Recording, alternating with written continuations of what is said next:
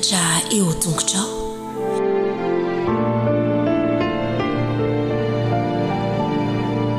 Kokoa zaza minono dia kokoa ny zazakely miarahabantsika rehetra fa tonga ao anatin'ny fandaharana natokana ho antsika indray isika izao dia anaraka lesona vaovao indray. Dia andao aloha hiaraka hivavaka hisaotra an'Andriamanitra akambana indray ny tanana ahondrika ny loha dia akipy ny maso. Andriamanitra faly izay misaotra anao fa omenao anjara fitahiana foana dia afaka mianatra ny teninao sady mbola omenao sabata. Omeo fahendreny izahay na dia zazakely sy zaza minono aza mba hiaino tsara amin'ny anaran'i Jesosy. Amen. Hitondra lesona vaovao indray hanao tantara vaovao indray izany isika izao hitondra ny lohateny hoe rahona sy afo. Rahona sy afo. Efa notantaraiko anareo tany aloha ilay izy dia natsoina hoe andro rahona. Ilay rahona amin'ny atoandro. Dia andry afo indray ilay anankiray rehefa amin'ny alina. Fa ny tsianjerintsika aloha dia voasoratra ao amin'ny Matio 7:20. Matio 7:20 manao hoe indro izao momba anareo mandrakariva. Izao momba anareo mandrakariva. Tsara be ngeraka izy izany tsianjery izany. Andao nga averintsika indray 1, 2, 3. Izao momba anareo mandrakariva. Andriamanitra ange ny teny izany. Mitahy an'ireo vahoaka Israely ireo izy dia mitahy antsika koa. Dia hoy izy mahatsy antsika zazakely zaza minono hoe izao momba anareo mandrakariva. Dia anaraka ny tantara indray izany isika izao. Tadidinareo moa ilay andro rahona. Rehefa amin'ny atoandro dia andro rahona. Dia malomaloka ao ambany ao ny zanak'Israely mangatsiatsiaka ery. Dia rehefa amin'ny alina indray andry afo. Dia mazava be mihitsy io andry afo io dia mafana. Satria any amin'ny tany efitra maina be mangatsiaka be rehefa amin'ny alina fa nomen'Andriamanitra andry afo mba hanafana andry zareo satria tena tiany izy ireo. Dia misy zavatra anankiray nataon'Andriamanitra koa rakizy rehefa andeha hiainga hifindra toerana ry zareo dia omen'Andriamanitra marika hoe efa tokony hifindra izany nareo izao ry vahoaka. Dia ity andro rahona amin'ny atoandro ity mitarika andry zareo rehefa amin'ny atoandro mifindra io, mikisaka io. Mijereva eny amin'ny lanitra ange nareo rehefa ao an-tokotany dia mijery ny lanitra dia rehefa misy rahona hitanareo eny fa mandeha ilay rahona. Dia ohatran'izay koa ity andro rahona nomenan'ny vahoaka ity, vahoaka Israely. Ka raha vao mihetsika io andro rahona io dia mila mandeha ny zanak'Israely. Tonga dia ampirimina aingana ny entana rehetrarehetra, ahorona ny lay, ahorona daholo ny tanty, ahorona daholo dia ampirimina ny entana. Dia roasina daholo mba handeha koa ny ondry, ny omby, ny biby fiompy rehetra asaina miomana daholo fa handeha. Tena tian'izy ireo ange Andriamanitra dia mikarakara azy ireo. Dia nisy toe-javatra anankiray indray te hiresaka amin'ireo vahoaka ireo indray Andriamanitra dia niteny tamin'i Mosesy indray izy Mosesy te hiresaka aminao fa mandeha any ianao miakatra any an-tendrombohitra. Dia satria Mosesy mankatoa foana dia lasa Mosesy nandeha niakatra ho any an-tendrombohitra. Lasa Mosesy nandeha niakatra ho any an-tendrombohitra. Fa hiresaka aminy ange hoy Andriamanitra. Rehefa tonga tany izy dia hoy Andriamanitra hoe misy fanomezana izay tiako omena ny vahoaka, omenan'i Israely dia ianao no mitondra azy makany. Dia vakio eo amin'ny mason'ny vahoakany ny zavatra lazaiko. Dia niakatra tany rakizy Mosesy, niakatra tao an-tendrombohitra izy. Dia niresaka taminy tao Andriamanitra, ity ilay fanomezana omeko anao ry Mosesy vakio amin'ny zanak'Israely. Dia mba ho tia ahy izy, ho tia an'Andriamanitra ny zanak'Israely dia ho tiany olona ihany koa, ho tia namana. Dia nisoroatan'Andriamanitra tao anatin'ilay izy didy folo ny anaran'ilay izy rakizy mivelatra ohatran'izao ny didy folo. Dia misy momba ny fitiavana an'Andriamanitra dia momba ny fitiavana ny namana ny olona samy olona. Rehefa tonga tany Mosesy niresaka tamin'Andriamanitra dia noentin'ilay fanomezana. Noentin'ilay fanomezana. Jereo nge sarintsika iny amin'ny tanan'i Mosesy iny ilay fanomezana nomen'Andriamanitra. Nentina teo amin'ny zanak'Israely mba hitandreman'izy ireo fa didin'Andriamanitra iny. Dia natsoina hoe didy folo. Misy fitiavana ao anatin'ny didy folo iny ianarana. Dia tsy ho an'ireo zanak'Israely ireo ihany fa ho antsika koa, ho an'ny zaza minono, ho an'ny zazakely, ho an'ny ankizy, ho an'ny zoky, ho an'ny dada sy neny. Mila mianatra an'io fitiavan'Andriamanitra io isika rehetrarehetra. Dia ao amin'ny Baiboly ange misy an'izany. Ao amin'ny bokin'ny Jesosy 2:20 dia ianarantsika izany fa natao antsika ihany koa. Raha tian'Andriamanitra isika dia ianarantsika ilay didy folo ao amin'ny Baiboly. Raha tia namana koa isika dia mila mianatra an'izany didy folo izany. Isaorantsika Andriamanitra fa tena tian'ireo vahoaka Israely ireo izy dia tena tiantsika ihany koa fa tsy ho an'ireo ihany kay no nanomezan'Andriamanitra didy folo fa ho antsika ihany koa. Dia andao tsika isaotra azy akambany ny tanana dia ondrika ny loha kipy ny maso. Andriamanitra faly indray izay misaotra anao fa tsy ho an'ny zanak'Israely, tsy ho an'ireo vahoaka ireo ihany nanomezanao ny didy folo izay nomenao an'i Mosesy tany an-tendrombohitra Sinay, fa ho anay rehetra ihany koa, ho an'ny zaza minono, ho an'ny zazakely, ho an'ny zoky, ho an'ny dada sy neny, mba hitiavanay ianao sy hitiavanay ny namanay, mba hahaizanay mifankatia ihany koa. Dia omeo fahendreny izahay mba hankatoanao amin'ny anaran'i Jesosy. Amen. Ny farana indray ny fiarahantsika tamin'ity androany ity dia manome fotoana anareo indray amin'ny herinindray. Veloma daholo ary.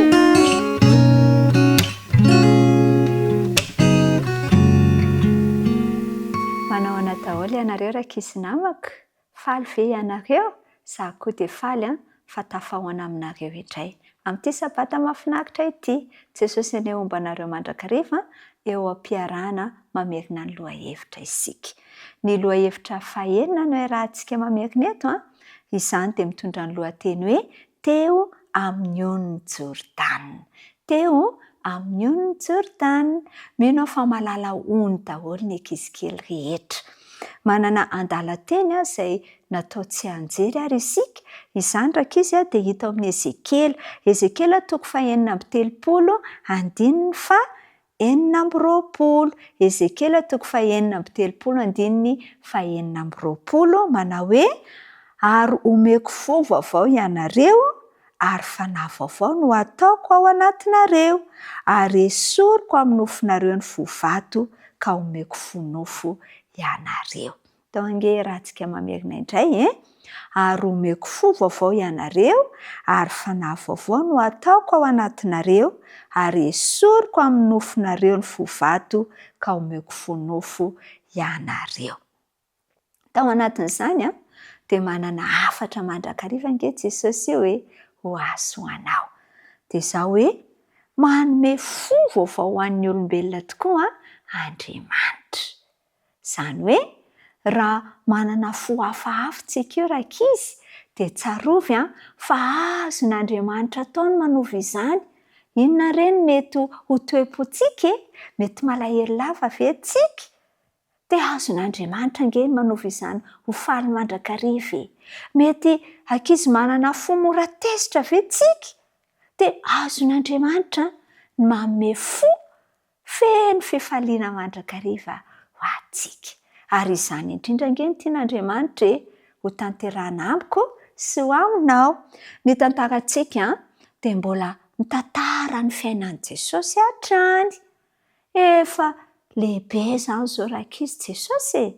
Tsy zazakely intsony izy satria efa hitantsika fa nanina izy nitombo tena dia nitombo saina.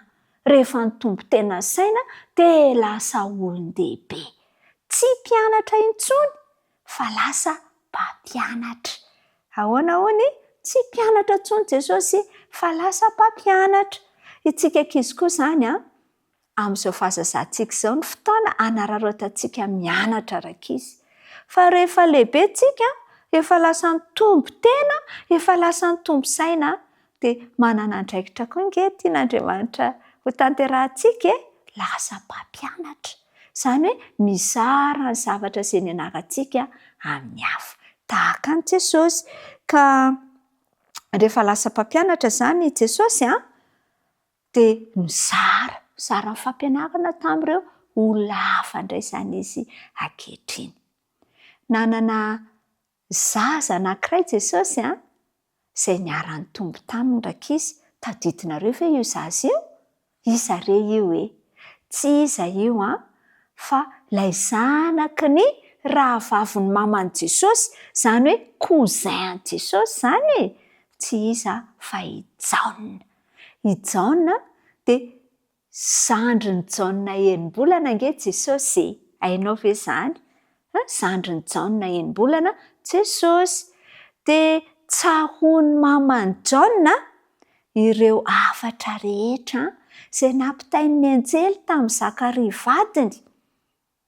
Dia rehefa niara-nitombo koa izany, tahaka an'i Jesosy koa izany Jaona nitombo, dia nampianary ny reniny, dia tsy iza i renin'i Jaona io fa Elizabeta, nampianary ny azy koa. Nampitainy taminy koa ireo hafatry ny anjely, ary dia nibeaziny tahaka an'i Jesosy koa rakizy i Jaona. Ka rehefa lehibe izany Jaona, ankehitriny koa tahaka an'i Jesosy, dia izao nitombo tena saina koa nge Jaona. Ary nanana fomba fiainany manokana izy rehefa nandray ny tenin'Andriamanitra. Ka dia nanapa-kevitra rakizy i Jaona fa hipetraka any amin'ny désert. Amin'ny fahaizantsika azy, hevitra ilay izy amin'ny teny gasy fa désert ilay izy amin'ny teny frantsay. Tany amin'ny désert izany no nanapa-kevitra hipetraka i Jaona. Tany izy no nandinika manokana momba ny zavaboary. Tany izy no nianatra ny amin'ny akanton'ny fitiavan'Andriamanitra azy. Ary tany no nianaran'i Jaona fa misy andraikitra na mission na asa izay hampandriketin'Andriamanitra azy rakizy ho tanterahany. Dia tsy inona izany fa ny hitondra ny olona, hitaona ny olona ho amin'ny fibebahana. Nomena anarana moa izany Jaona rakizy hoe Jaona mpanao batisa, satria izany asany izany dia hitaona ny olona ho eo amin'ny fibebahana. Ny atao hoe mibebaka dia miala amin'ny ratsy fanao, dia manaiky hiaina amin'ny fiainana vaovao izay eken'Andriamanitra ho atao. Ka tamin'izany fotoana izany reto zanak'Israely reto dia nanana ny anarany mihitsy hoe mpiatsara velantsika zareo rakizy. Hainareo ve ny miatsara velantsika izany? Ny ankizy kely tsy mahay an'izany, fa ny olon-dehibe ny tena miresaka an'izany. Fa izao raha fitiantsika rakizy ny atao hoe miatsara velantsika dia hafa nge ny zavatra ekeny sy tenenin'ny vavy fa hafa ny asa atao. Tsy mifanaraka amin'izany. Dia ohatr'izany mihitsy reto zanak'Israely reto. Niandry ny Mesia zareo fa tsy nanaiky ny Mesia zareo. Tsy vonona zareo hitsena ny Mesia. Dia i Jaona izany no fitaovana nampiasain'Andriamanitra hanomana andry zareo fa ho avy tokoa ny Mesia. Ary ny Mesia nge fa tonga tsy iza ny Mesia fa Jesosy. Ka dia tany anefitra izany no niantsoantso i Jaona mba hahatonga ny olona hanolo tena ho an'Andriamanitra, ho tonga amin'ny fibebahana ka dia nanao batisa izy. Anisan'ny nataon'i Jaona batisa rakizy ireo fariseo. Nisy fariseo nanaiky ataony batisa, ny mpanoran-dalàna, ny mpamory hetra, ny olona teny an-tanàna rehetra ninona asany ka nanaiky azy dia nataony batisa. Dia ny ely teny rehetra teny izany asa nataony Jaona mpanao batisa izany hoe any an'efitrany misy lehilahy anankiray miantsoantso hoe amboary ny lalan'i Jehovah, ataovy mahitsy ny lalan-kalehany, andao hibebaka. Dia nanatona ny olona dia tonga teo amin'ny fibebahana rakizy ny olona. Dia tsy nijanona teo amin'ny olona ngely izy fa tonga hatrany amin'ny Jesosy ilay izy. Dia rehefa nahaino an'io Jesosy dia tsy nihanahana rakizy Jesosy na nitarehidrehitra Jesosy fa navelany ny asany tany Nazareta ka dia nandeha namonjy an'i Jaona izy ho atao batisa. Raha mbola teny alavitra teny Jesosy dia tazany Jaona.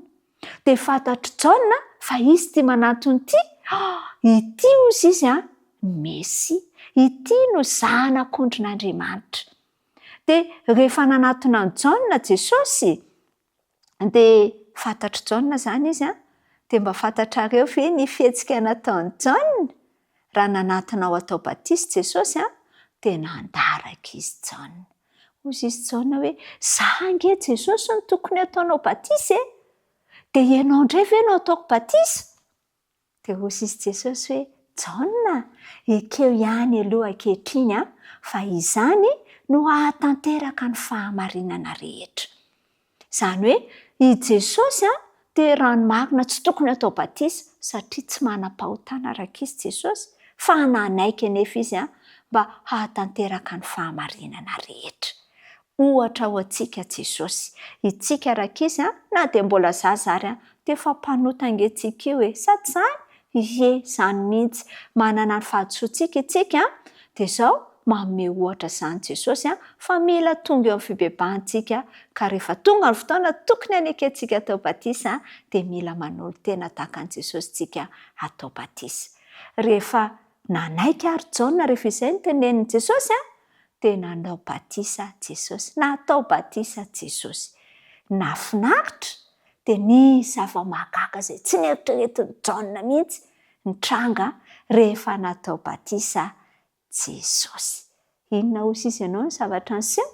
Nisokatra angeraka izy ny lanitra. Naninona ho ny lanitra? Nisokatra ny lanitra. Ary tsy vitan'izay ihany fa indro nisy voromailala-nitsidina nanatona ary nipetraka teo ambonin'i Jesosy. Fa nga izay ihany, nisy feo nanakoako rakizy avy any an-danitra. Niteny hoe ity no zanako malalako izay sitrako. Ity no zanako malalako izay sitrako.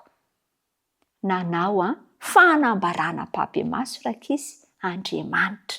Rehefa avy natao batisa Jesosy fa i Jesosy no zanany malalany izay sitrany. Inona re no azontsika tsoana avy izany tantaran'i Jesosy mahafinaritra teo amin'ny on'ny Jordana izany? Amin'ny fotoana izay hanoloran-tenany ankizy rehetra atao batisa, vonona hibebaka ho an'i Jesosy, dia ny lanitra mihitsy rakizy no hisokatra. Hisokatra ho anao ny lanitra. Ary amin'izay fotoana izay dia hiteny aminao ny vatan'Andriamanitra hoe ianao dia zanako malalako izay sitrako. Mba irinao ve ny hanahaka an'i Jesosy? Tianao ve izany tonoina hoe zanak'Andriamanitra izany? Andaontsika ary teny izao fahazazantsika izao hanoma tena sahady hanolo tena ho an'i Jesosy ho amin'ny ranony batisa. Ka raha ho avy Jesosy dia ho voavonjy ianao satria efa nandalo ny atao hoe fibebahana. Dia izay ny fiarahantsika androany, ny faniriako ho azy ianao dia tsy ho diso anjara rakizy. Amin'izany fanomezana tsara indrindra no manin'Andriamanitra ho antsika izany dia niantsoany antsika hoe zanak'Andriamanitra. Dia mametraka amin'ny veloma mandram-piona ary ho amin'ny manaraka indray. Veloma daholo.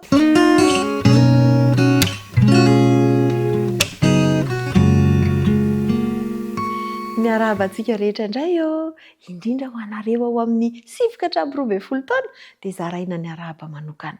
Iaraka midina indray tsika ary ny lohahevitra faha-enina. Lohahevitra faha-enina izay toy ny tamin'ny lohahevitra faha-5 ihany. Inona ny lohatenitsika? Rahalahy amidy. Izay ny anarantsika nandritra ny herinandro. Manana toko sy andinina atao tsenjerintsika dia ny ohabolana toko 12, andininy 17. Manao hoe izay olona mahatoky dia manambara ny rariny fa ny vavolombelona mandainga kosa miteny fitaka. Izay ny anarantsika. Inona indray ary ny lazainy tao? Haintsika tsara fa toy ny tantaran'i Josefa ilay izy. Be felonana be ireto rahalahin'i Josefa noho ny fitiavan'ny dadany azy manokana, dia nanjary ny antombo hatrany dia niteraka hatramin'ny fikasana hamono an'i Josefa mihitsy ary. Nahita okazion amin'izay zareo tamin'ny fotoana anankiray ahafahana hoe ampijaly an'i Josefa, hanala azy tsy hoe ho anatrehan'izy ireo intsony satria manelingelina ny fisiany, mahasosotra ny zareo ny iainan'i Josefa isan'andro, ilay tiany dada manokana, ilay be mpitantara nofy, ilay be problème angamba no izy zareo. Izay angamba no mety eritreriny tao anatin'ilay izy. Dia ny zavan'izy dia rehefa tonga teo aminy Josefa dia nalatsa ny tany anaty lava-drano saika ho vonoa mihitsy fa niaro ny zoky sasany. Dia nalatsa ny tao anaty lavaka famorian-drano dia rehefa avy eo nataony ahoana indray? Namidiny ho lasa andevo. Na dia nitaraina mafy ary Josefa dia tsisy, samy efa nifanaraka ry zareo hoe tsy mandefitra intsontsika fa efa mandreraka ity olona anankiray ity. Dia samy nifanaraka hitazona lainga izy tsirairay avy mba tsy ahitana an'i Josefa intsony. Satria rehefa tsy eo izany Josefa dia tsy maintsy hitady ny dadany, dia niara-ny ray saina handainga izy rehetra. Na dia nisy arany, ary tena mety nisy mihitsy no hoe mba nalahelo ihany tao anatin'ny fony tao, nisy mba te hanavitra ihany tao, nisy mba mety ontsa ihany hoe ty rahalahintsika ty na dia nanahirana antsika ary zandritsika ihany, na dia mba te hanavitra ihany ary, dia tsy satria efa nandeha ilay dingana samy nanao an'ilay aratsiana dia niombon-kevitra ny andainga avokoa. Hitantsika fa izany rehetra izany dia manambara tsy fahatokiana avokoa. Ary ilay tsy fahatokiana dia nitarika zavatra hafa be da be, ary indrindra tsisy fiadanam-po intsony tao anatin'izy ireo. Rehefa tonga tany amin'ny dadany izy dia hitany fa na dia nieritreritra ary izy hoe afa-jaly na hoe afaka problème, afaka olana amin'ny fisian'i Josefa, dia hitany indray fa tsy nahavahan'izany ilay izy fa ny alahelo ny dadany indray, ny fisaonana indray no nivezivezy teo anatrehan'izy ireo. Tsy nampilamina ny fiainany zareo izany. Ny tsy fahatokiana izany ry tanora namako dia mitondra tsy filaminana ihany koa. Ny lohahevitra ny anarantsika dia nampahafantatra antsika fa ny fananana toetra mahatoky dia manampy amin'ny fampivelarana ny fihavanana sy ny firaisana. Rehefa mahatoky ianao amin'ny zavatra rehetra, na dia toa sarotra aza ny toe-javatra, dia rehefa mahatoky ianao dia mitondra filaminana, mitondra fihavanana ary manatsara ny fifandraisana. Nanampy antsika ihany koa ilay lohahevitra ahafantatra fa isika kay mila maniry hiatrika an'ireny olana ireny amin'ny fomba mendrika. Izany hoe rehefa misy ny olana ary misy foana ny ireny, dia tsy mila hoe alao aloha mba handainga kely fa raha vao teneniko marina dia mety vao mainka tena olana, fa amin'ny fomba mendrika no tokony hiatrehantsika an'ireny olana ireny raha te hitady filaminana isika. Dia nanampy antsika ihany koa ny lesona mba hangataka amin'Andriamanitra, hanampy antsika mba ho tonga mahatoky mandrakariva, hanana saina mijery ny lafitsaran'ny zavatra mandrakariva ihany koa. Satria raha ohatra ka mijery ny lafiratsiny ianao dia ianao ihany no hiverenana ireny toe-javatra ireny. Ny hafatra nampitaina tamintsika nandritra ny herinandro dia nanao hoe mifanaja isika rehefa manana toetra mahatoky sy tia mihevitra tsara ny hafa. Tianao ary ve ny hifanaja amin'ny hafa? Tianao ve no hajaina? Dia mba hajao koa ny hafa amin'ny alalan'ny fahatokiana amin'ny zavatra rehetra. Hialao ny lainga. Tsisy ny lainga masina, fa rehefa lainga dia maninona avokoa? Tsy masina avokoa. Fa aleo mahatoky sy milaza amin'ny marina mandrakariva. Izay indray no fanapahan-kevitra tiako raisitsika tao anatin'izay aloha hevitra izay. Mirary soa antsika mazotoa mianatra ny tenin'Andriamanitra. Mandram-piaona indray ary.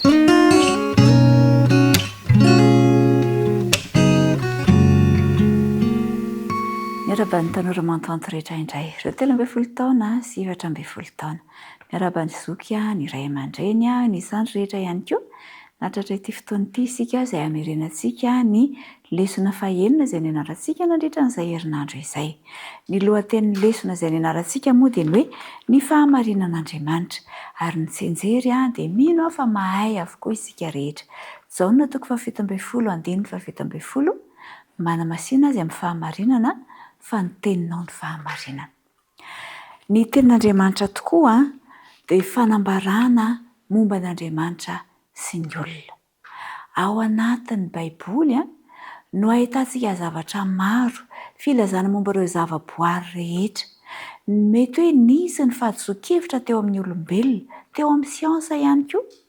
Fa ny Baiboly dia tsy mba mety diso. Milaza zavatra maro izay tokony ho arahantsika sy tokony ho hajantsika ny Baiboly. Rehefa mandinika ny fiainan'ny olona ao amin'ny Baiboly isika dia tsy hoe tonga lafatra avokoa akory izy rehetra ireo fa nosoratana ao amin'ny Baiboly ny faharatsiana ihany koa mba hahafahantsika mitandrina, mba hahafahantsika tsy manao an'ireny faharatsiana ireny fa manaraka kosa ny sitrapon'Andriamanitra. Fa ankoatran'izay, ny Baiboly dia milaza ny toetra n'Andriamanitra izay tena tokony ho arahantsika sy alaitsika tahaka eo amin'ny fiainana. Ao anatin'ny Baiboly no ahitantsika ny toky. Ao anatin'ny Baiboly no ahitantsika ireo valiteny indray izay sarotra amintsika ny mamaly azy. Hoe fanahoana ny misy no mamiadana, fanahoana ny misy ny loza marobe, fanahoana ny misy ny fahafatesana. Dia rehefa mandinika ny soratra masina isika dia mahazo antoka fa fitiavana ilay Andriamanitra ary ao anatin'ny Baiboly no hanambarany an'izany fitiavana lehibe izay nanolora ny zanany lahatokana mba ho faty ho antsika tsirairay mba hamonjena antsika izany. Fa rehefa mianatra amin'ny Baiboly isika dia indraindray tsy azo isika ny tiany ho ambara ho amintsika indraindray. Indraindray dia sahirana isika mandinika azy ireny hoe inona tokoa moa no tena tian'Andriamanitra lazaina amiko ao anatin'izany rehetra izany. Fa izao mila miantso ny fanahy masina isika. Ny fanahy masina dia efa nampanantena n'Andriamanitra fa omena izay rehetra mitady azy. Dia ny fanahy masina no manome antsika ny fahazavan-tsaina mba hatakarantsika izay rehetra tian'Andriamanitra ho ampitaina amintsika eo amin'ny fiainantsika. Izy no mitarika antsika mba halalantsika ny fahamarinana rehetra izay voalazan'ny soratra masina. Ny Baiboly raha vakiantsika toy ny tantara rehetra dia tsy mitondra n'inona ho amin'ny fiainantsika. Fa rehefa inoantsika kosa fa tenin'Andriamanitra mivantana ho antsika izany dia hitondra fanavaozana, hitondra hery ho antsika rehetra izay mamaky an'izany. Ka noho izany dia ndao isika ry tanora mantoanto, hanao fanandramana vaovao, handinika ny tenin'Andriamanitra arak'izay azo atao satria ao no ahitantsika ny torolalana rehetra mba hahafahantsika manakaiky kokoa an'Andriamanitra eo amin'ny fiainantsika. Ao no ahitantsika ny soa rehetra mba hahafahantsika mandeha araka ny tokony ho izy ka hanakaiky ilay toetra amin'ny mampony ny fanjakan'Andriamanitra antsika tsirairay avy. Ka noho izany ary dia manokana fotoana dinio ny soratra masina satria ao aminy no ahitantsika ny fiainana mandrakizay. Ary ny fandiniantsika ny soratra masina ihany koa no ananantsika hery, ananantsika toky fa eo anelantsika mandrakariva Andriamanitra. Ny tompo anie hitadidalinantsika tanora mantoanto dia hanao fanandramana mamitsika miaraka amin'Andriamanitra dia ahita ny fahamarinana marobe ao anatin'ny tenintsika dia hankafia ny firesana amin'Andriamanitra isika, hankafia ny famakiana ny teniny ny fiainona ny teniny. Mirary soa indrindra re ho amin'ny manaraka indray. Veloma daholo.